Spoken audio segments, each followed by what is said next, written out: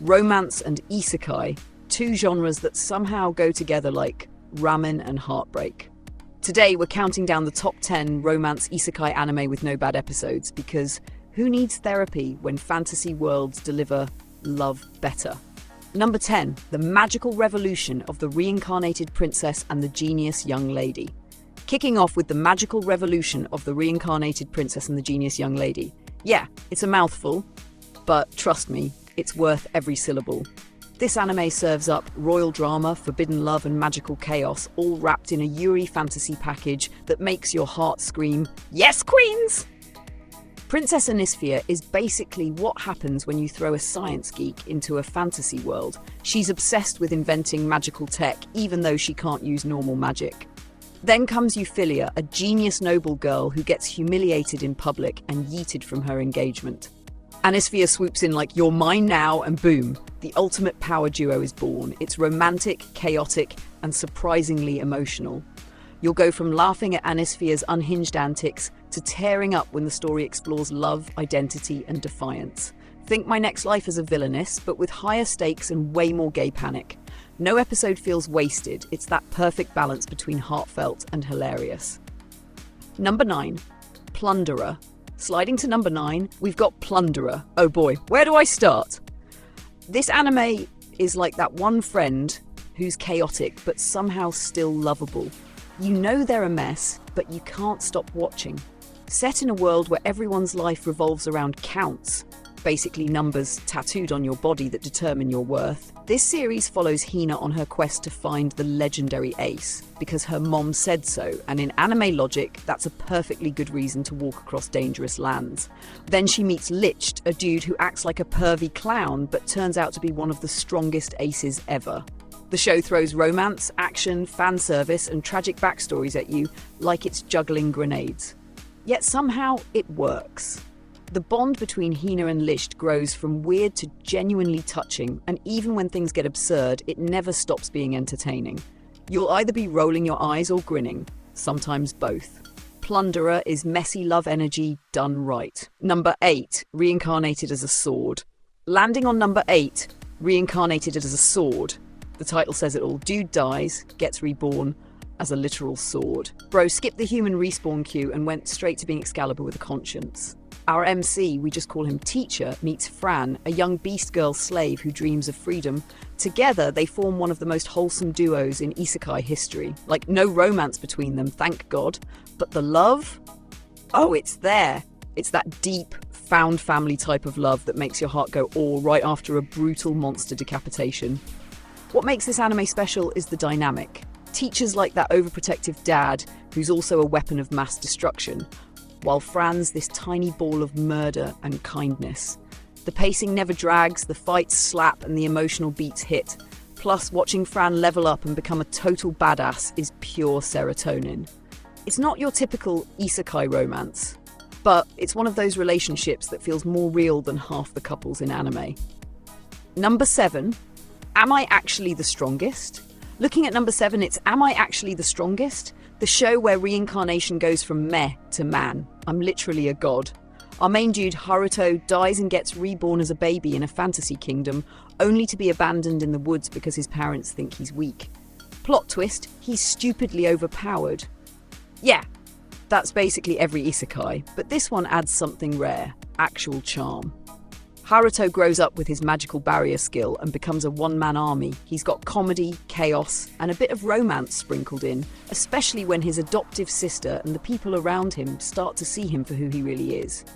The romance isn't the focus, but it sneaks up on you in a wholesome way. No weird, forced harems, just genuine connections. The humour lands, the pacing is tight, and every episode keeps that light-hearted yet clever vibe. This show knows it's ridiculous, and it owns it. Haruto's chill god energy is basically the spiritual opposite of your average whiny protagonist. Number 6, Farming Life in Another World. Dropping to number 6, we've got Farming Life in Another World. And listen, sometimes you don't need swords or demons. Sometimes you just need good crops, good vibes, and a harem that somehow grows faster than the vegetables. Our guy Hiraku dies from overwork, relatable, honestly, and gets reincarnated with the power to grow anything. He builds a peaceful farm village, makes friends with beast girls, elves, vampires, you name it, and turns a quiet life into paradise. This anime is basically Isekai Minecraft with romance. There's no villain, no trauma, no plot armor nonsense, just a guy living his best life surrounded by beautiful women who all adore him. And somehow, it's not annoying. The romance is soft and slice-of-life cozy. Every episode feels like comfort food, something you watch after a long day of dealing with real-world chaos. It's the anime version of taking a nap under a tree while your favorite waifu brings you lemonade. Number 5. The Executioner and Her Way of Life. Marching to number 5, The Executioner and Her Way of Life. If you came for sweet romance, buckle up, because this one's got knives, betrayal, and a love story that's somehow both tragic and tender. Menu is a priestess whose job is to kill lost ones, people summoned from Earth who bring chaos. Then she meets Akari, an innocent girl with mysterious powers. Menu plans to assassinate her, but plot twist, Akari's power rewinds time, and she's already in love with Menu. Yeah, things get complicated. This anime nails that balance between dark fantasy and emotional intimacy.